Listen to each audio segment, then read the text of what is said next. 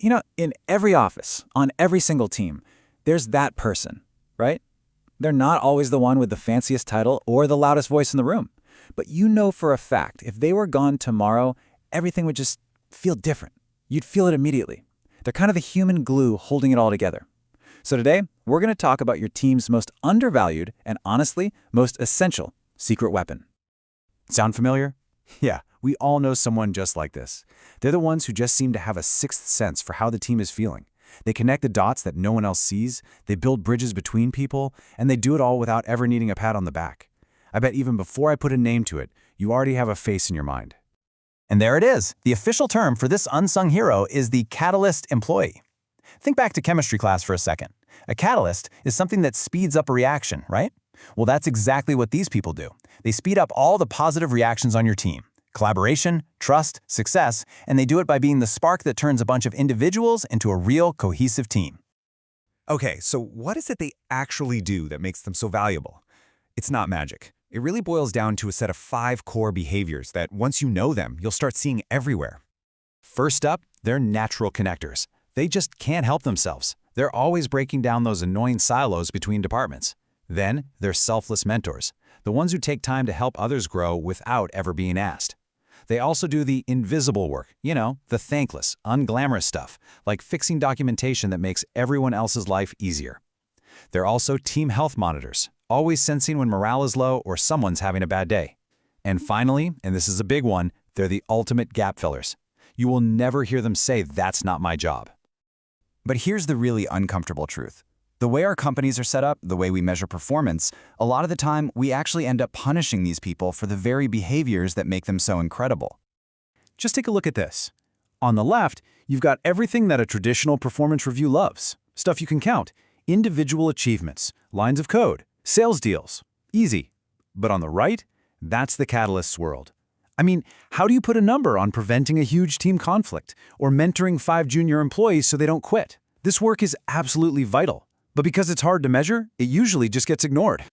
So, that leads to a pretty serious question, right? When all this essential team-building work is constantly overlooked, what's the real damage? What's the cost?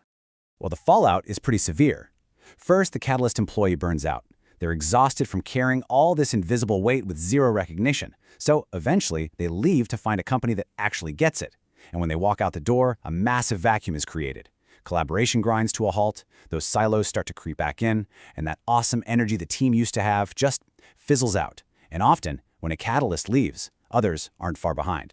So here's the main takeaway. Recognizing and protecting these employees isn't just some nice-to-have thing for company culture. No, it is a strategic imperative for any leader who's serious about winning. This is the key concept, right here. They are force multipliers. What does that mean? It means their impact goes way beyond their own to-do list. They literally elevate the performance of everyone around them. I mean, this chart says it all. Your team might be humming along at a solid 100%, but you add just one catalyst to that mix, and suddenly their ability to unblock people and boost morale can crank the entire team's output way up. They don't just add to the team, they multiply its effectiveness. And the benefits for you, as a manager, they're huge. For starters, they make your job easier by solving problems before they ever land on your desk. They're the ones actually building the collaborative culture you're always aiming for. They create the kind of environment where your best people want to stick around. And the bottom line? They make everything happen faster by just removing all that friction. Okay, so you're probably on board now. You're thinking, I know who this person is on my team, what do I do? Well, as a manager, you have all the power to protect them and amplify their impact. Let's get into the action plan. First, you have to make their invisible work visible. Praise them for it, in public, so everyone else sees what great looks like. Second, change your metrics. Put collaboration and mentoring right there in your performance reviews. Third, and this is so important, protect their time. Help them say no so they don't get burned out being the go-to for everyone. Fourth, create official structures, like a mentorship program that legitimize what they're already doing.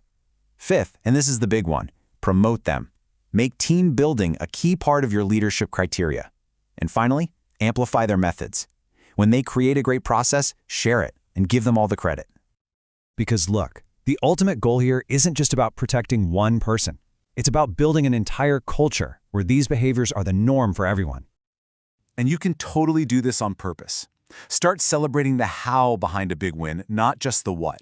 Make it a habit to ask who helped you in every single meeting. Start rewarding people for sharing knowledge, not just for shipping product. And when you're hiring, look for these qualities from the very beginning. And when you do all this, you unlock something really powerful, the ripple effect. See, when one person's team-first attitude gets celebrated, other people start to copy it. It's contagious in the best possible way. That one person can literally set a new standard for the whole team. So just remember this, the fire is already there. These people are on your team, right now sparking little transformations every day. Your job as a leader isn't to create the spark. It's just to find it, protect it, and then fan those flames until the whole place is glowing. So I'll leave you with this final thought, this challenge. Take a second right now and think about your team. Who is it? Who is that unheralded catalyst? And more importantly, what's one specific thing you're going to do tomorrow to fan their flame? The answer to that question really could change everything.